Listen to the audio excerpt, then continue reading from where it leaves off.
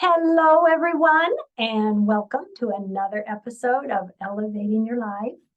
Paula Vail here, and we are not only going to be elevated today, we're going to be informed and just have a smile put on our face. I am so thrilled and excited to share with you today Frans Stiene. He has been a major influence on global research into the system of Reiki since the early 2000s.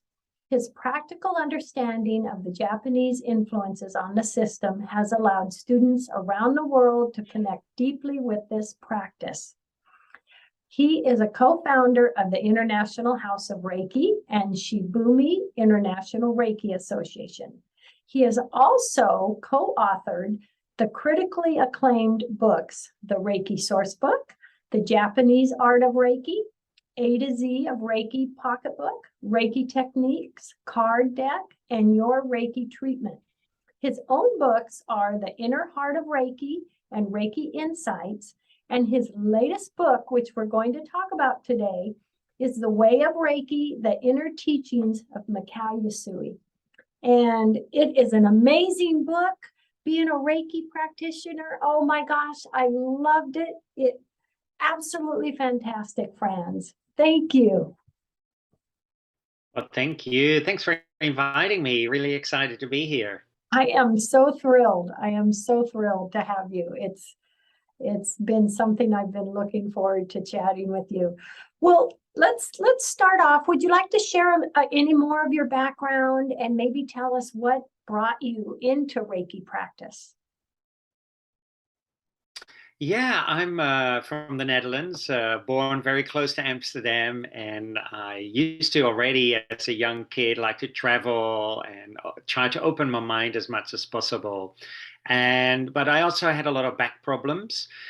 So when I was 30, I'm now 56. So when I was 30, I just didn't feel so well physically and emotionally. So I started to look for different practices. And one of these was the system of Reiki I came across. And for me, it started to really help. And I thought, wow, if I'm, who was always very skeptical, can do it, I would like to help other people. And then start to travel the world and teach the system of Reiki. Yeah. Oh, wow. And you've been teaching it, you started 25 years ago.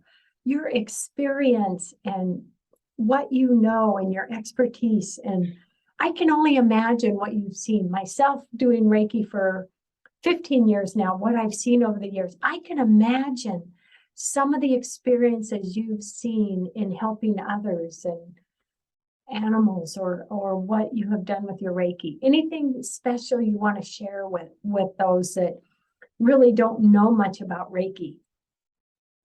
Yeah, I mean, for me, one of the really clear ways, of course, sometimes I've seen people where they start to feel physically better, etc. But what I like from myself even more, that a lot of people, of the students I see again, that over the years I see how they've grown, ultimately that they feel more stable in their life, more open. And I think what you said in the beginning, like a smile and joyful and playful, people become more light, and I think I see this beautiful light behind you in that crystal, the salt lamp, I think it is. And for me, the whole practice is becoming more light. So less angry, less worried, and therefore more grateful, more true to our way in our being, and therefore at the same time, more compassion to ourselves and others. And when I start to see this in students and clients, it's just so wonderful, because I think that is what we really need these days in the world. Yes. I've always looked at Reiki as a way of pulling the weeds out of the garden. It just elevates us and enlightens us, doesn't it? Yeah, I think also, as you say, the weeds in our life, we focus so often on the weeds, and like, oh, this is not good, that is not good, I'm feeling sad, I'm feeling angry, blah, blah, blah. And actually shifting that perspective to the beautiful flower of light, what is growing in that garden, and really seeing it, that can be then woven into the fabric of just our daily life. Yes. Yes. And that is really, really fascinating. I really believe that, something activating our Reiki and just filling ourselves with that energy and just, it changes our whole day. And you, in your book, Frans, you have so many great perspectives and analogies of a kind of what Reiki, and something that I was fascinated by and I absolutely loved was you said you discussed breathing and the importance of breath and chanting, and something you said is how our deep breathing stimulates our inner fire so that it can melt all of our anger, fear, and worries. The steam can penetrate every cell of our body. That is so amazing. Yeah, for me, that inner fire in Japan is really often when you go to Japan and you go into the mountains, they work with outer fire, but that is just a symbolic meaning for your inner fire. And we all know when a fire is not so good, we don't feel really being active. Or in other words, our inner fire also is really about digestion. And not just for me, it's digesting food, but also digestion of emotions and feelings and sensations. And whatever the world brings to me, I cannot change, but I can change the way I digest it. Is it really heavy on my stomach, for example, or can I eat it and then let it go and say, okay, that's fine. Someone said something, or this happened in the world. And to be able to do this, we have to stimulate that inner fire. And fire, as we all know, need oxygen, and normally we breathe up so shallow, show up here. I think also that comes because I worry and I fear and anxiety. So when we start to do that really ancient deep breathing, we're giving that inner fire more oxygen so that it can burn more, and therefore we can digest more. Yeah. That is something, our breathing is something so simple, but yet so powerful, isn't it? It is. And I have a cousin who just had a little baby. And when you see the baby breathing, you can see the tummy going like this. And then, when we're growing up and then suddenly we have to sit in a specific way and we become more uptight and we become more and more uptight. And suddenly that breathing starts to change. And it is just such a wonderful tool. And, also what I find is that we always carry our breath with us, right? So I don't always carry a book with me or a crystal or whatever, it's sometimes impossible, but we carry that breath with us 24 hours a day. So why not utilize it for something to help us heal ourselves? Yes. Oh my gosh. Yes. Yeah. And that is a powerful statement. We do. We carry our breath with us all day, every day. We Yeah. can use that to boost our health and boost our mindset. You have so many great points in your book, and there are so many Reiki books out there. Myself, over the years, I've read so many, and this book really stands out. What would you say, Frans? What points would you like to share, or what would you say about what makes this book different? Yeah, as you say, there's many books out there, and some are just about the hand positions. But for me, this is actually, so I've been now practicing and teaching for 25 years, and I really see this book. I thought that was also my previous books as like a pinnacle of my understanding of then say 20 years practice. But in the last years, I've been specifically since 2012 training with a Japanese priest to understand more about these teachings. And each time when we practice, I went deeper and deeper, and particularly during COVID, where I could not travel the world and teach. And I don't really like teaching online, so I had much more time really looking at my own practice, refining my own practice. And then I got like, wow, I just am getting even more out of it now than I thought was actually possible. And so I thought, wow, that would be great for people to read who are maybe already practicing for many years, because I was already practicing for, a long, long time. And then by refining it, I found that, wow, there is so much more possibilities with all of this. And then also with studying with this priest, I started to understand things from even deeper perspective. And I thought, well, okay, maybe I need to share it, because, we can only teach so much in person. And even online, we can only teach so much. But with people, when they can buy a book, it's so much easier. Yes, yes. And the quality of your book in, the history that you share, and then also the importance of different things and their meanings. I mean, it is really a one of a kind, Frans. And I have to tell you, when I do Reiki classes, I give favorite books to my students, and your book is going to be one. Thank you. Yeah. It is a great gift for a Reiki student, a Reiki teacher. So would you say someone that really doesn't know anything about Reiki, this would be a good read for them as well? Well, actually, it's really interesting that you say that. The other day I was approached, and the book is officially not out, but is all available in some bookshops. And this person had bought this book. I didn't know the person, had never studied Reiki. And so she texted me, I've been reading this book, and said, I'm really feeling drawn to it. I feel something what is helping me by just reading it. I feel more calm or relaxed. And can I now come and do a class with you, or can I come for a treatment? And so it's nice to hear that even a person who had no idea about the system of Reiki also gets to understand it. Because for me, ultimately, we say the word Reiki or yoga or Tai Chi, but for me, ultimately, it's a way of living, and we don't necessarily need to be a Reiki practitioner or teacher or yoga teacher or practitioner to understand yoga or that state of mind of a yogi or yogini. And so, yeah, that for me, therefore, this book is for people who have no understanding, or people who are actually already teaching, have been practicing a lot. And I think it's many layered. For me, the book is also, I found when I reread it again, it's got these layers of, oh, I can get this out of it, or oh, I can get that out of it. So yeah, many different possibilities.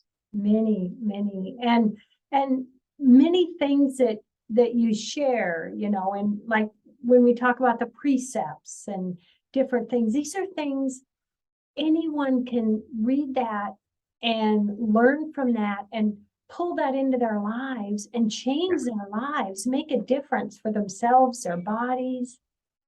Absolutely. For me, the precepts actually are the foundation of the system of Reiki. And, in plain language, is just do not anger, do not worry, be grateful, be true to your way and your being, and show compassion to yourself and others.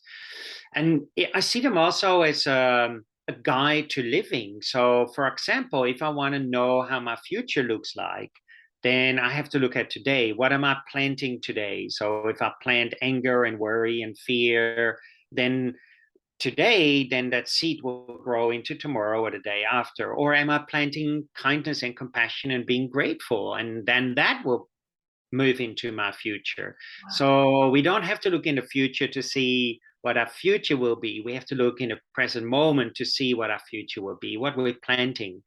And that can, everybody can do this. We have to make choices sometimes in our life, so I think sometimes the more clarity we have in our life, then we start to realize, oh, I've been planting a lot of anger and worry, and this is why I'm not feeling at the moment so well, right? If we want to look at why we're here today and how we're feeling, we can see what we've been planting in the past. So therefore, everybody can do this. But we need to consciously change these decisions in our daily life right now. Yes, that's so true, because right now in this moment is what we're planting, isn't it? Yeah, absolutely. Yeah. Yeah. And would you say that really is a positive thing, because we can make that decision every day, what I'm going to plant today? That's kind of exciting, isn't it? I think so. And, of course, some people might say, oh, but I find it very difficult. But then plant small little seeds. We don't have to straight away plant a banana tree. And as we all know, when we plant a banana tree, we get bananas, we don't get apples. So therefore, the same thing is very valid today. What am I planting today? And that will bear fruit later in the day or tomorrow in the future. And yeah, so the more we train, the more we practice, the more we start to make these really conscious decisions. Oh, something happens, I could react angry, or I can be really kind. Yes, yes, I love it. In your book, you mentioned chanting and how that can be a link between our body and mind. Tell us a bit more about that, the value of chanting. Well, again, it's when we chant, we do that deep breathing, of course. And so, again, we're stimulating that inner fire. And if you look at one of my passions also is looking at lots of different traditions. So, we see chanting in yoga traditionally, mantrayana, we see chanting in shamanic practices or very old cultural practices. We see it in Hinduism, in Buddhism. And so I think all of these old spiritual teachings use some form of chanting to link the body and mind. The body is very tactile, the mind is very slippery, right? We cannot touch it. And the breath or chanting or sound, I can now hear it, I can touch it, but it's not as tangible as my body. So in these old traditions, they really say, that the sound of the mantra is a really good bridge between the physicality of our body and therefore also the mind, and bringing that mind and body in harmony. Because my body is right here. Well, my body is not in the past or in the future, but most of the time our minds are in the future or in the past, right? So there is a very disconnection with our mind and body happening for most of the times, for most of us. And therefore, yeah, being really focused on right now, what we're doing right now, that feels so good without being distracted by that past or the future.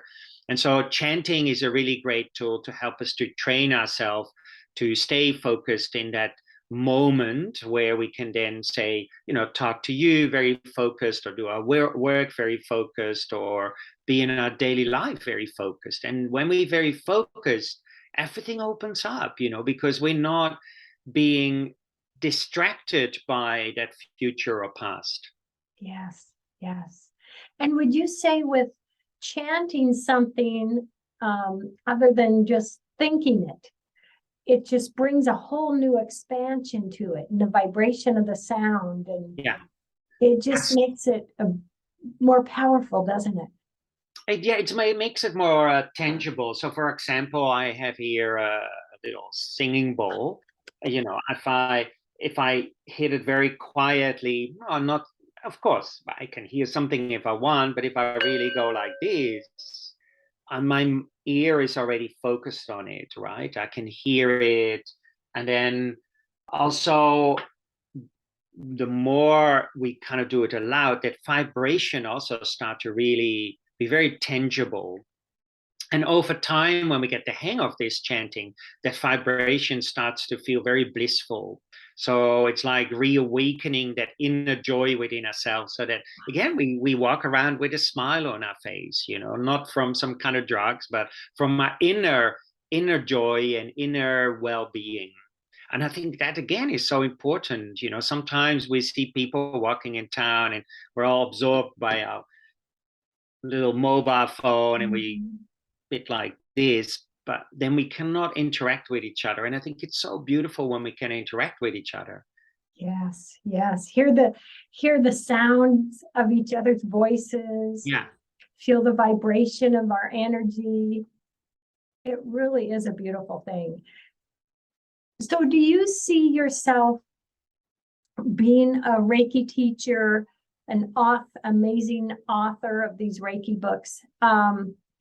What do you see yourself in continuing in that growth and that sharing? Do you have any new projects, or where do you see yourself going after this book release? Oh, this is an interesting one. Like I've never been really someone who focus on a lot on the future. I'm really right now I want to enjoy myself. And it's the same with this book. It was not something now, let's in 10 weeks time, I'm going to write a book. So for me, it like when I write these books, it's a progression of my own practice. And then suddenly I go, okay, now I need to sit down and do it. So I don't really plan ahead. It just comes out. Nice. And then when it comes out, I really need to with the focus. So I really kind of lock myself in my room and then focus and write. And for me, therefore, to say I have projects, I have actually something again what is stimulating. I'm not sure when it comes out, but I would love to do some painting actually. Oh, fun. So I'm not sure. Yeah.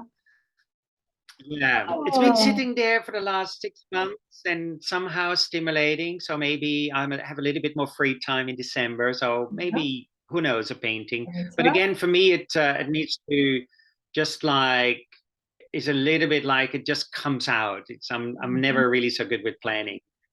I love that. I love that. And, the things that just come to us can be the most meaningful and powerful things, and just being open to that messages or feelings or, wanting to take a step that can be so huge in our lives. Yeah, I think so. I travel a lot, so I like it also, for example, then when I'm in, say, LA or Paris or whatever and have a free day, I don't really plan anything, but I just go either out of the house or a hotel and I just walk. So I just see where I go and then see what takes place. And sometimes that is just so beautiful because for me, when I plan too much, I feel I'm a bit too distracted and Mhm. restricted. So then maybe we meet someone on the street and we start to talk, and they might say, "Oh, why don't we have a coffee?" And then maybe they say, "Oh, let's go to a museum together." And I go, "Okay, yeah, whatever." So you're more open to let these wonders of life blossom in a way. Oh, I love that description. Wonders of life. I love it. And that's so true, who we can randomly meet or things that can come into our life and being open to that. It can just be really a beautiful thing. Yeah, I had a wonderful experience the other day. I was sitting in this cafe.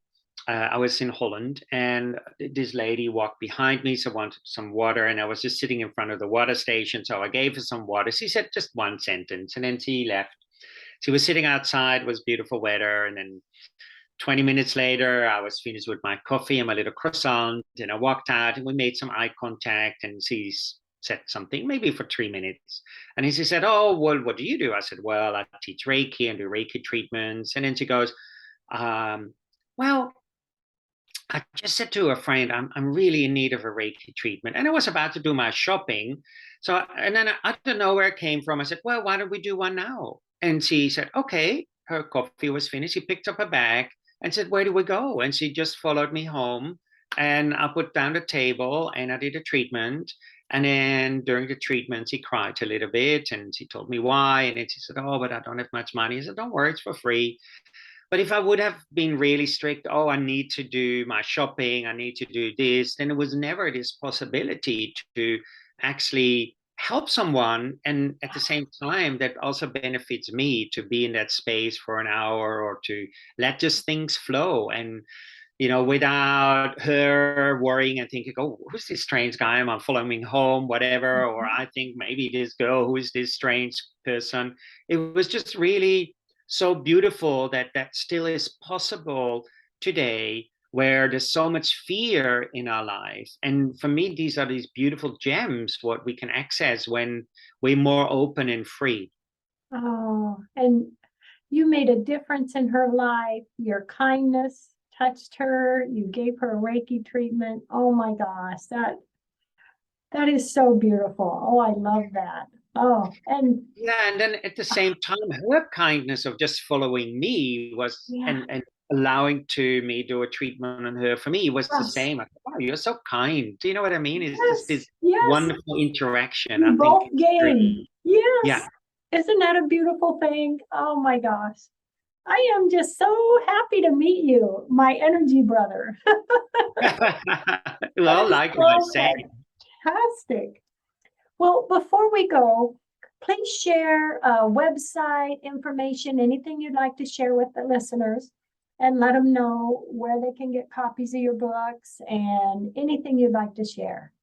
Yeah, so the best way to get the Way of Reiki, the inner teachings of Mikasui, is online or at your local bookstore. I love still, supporting the local bookstores. They're better than online, but we're all different. You can check also out my website, www.ihreiki.com. So H, or the H of house. So the I and the H stands for the International House of Reiki. So ihreiki.com. And then, yeah, I'm on social media, Frans Stiene on Instagram, Facebook, also International House of Reiki. So yeah, come and check me out. I love it. And I just have to give you a heartfelt thank you for the information and the inspiration that you give so many with your books and your knowledge and your caring. I mean, that is really a beautiful thing. Thank you. Well, thank you for inviting me, and thank you for you being, hosting these kind of shows. I think is so important for teachings, for sharing, for your beautiful smile, for people to see that in life. I think we need more like this. Yeah, together we can be a positive energy in the world. Absolutely. Any last words you want to say to everyone before we go? Anything you'd like them to think about? Just be kind. It's actually very simple. Just be kind. That's it. Like the system of Reiki is not that difficult. Ultimately, yoga is not that difficult. And if we really look at the core of those teachings, really just be kind. Oh, thank you. Oh my gosh. That couldn't be a more beautiful message. Oh, kindness is everything. It really is. I think so too. Yeah. Heavily underrated. Yes, yes. I'm on Facebook and I'm like every third post it's something about kindness. Oh, good. Fantastic. Right there with you. Oh, thank you so much. Oh my gosh, this has been so great. And I'm just so happy to share you and your information with everybody. Do check out his latest book, The Way of Reiki, and the others. You'll be really touched. And love, hugs, and blessings to everyone. Thank you for joining us. Friends, love, hugs, and blessings. Thank you so much for joining us today. Thank you, and have a wonderful day. Thank you. You too. Bye, everyone.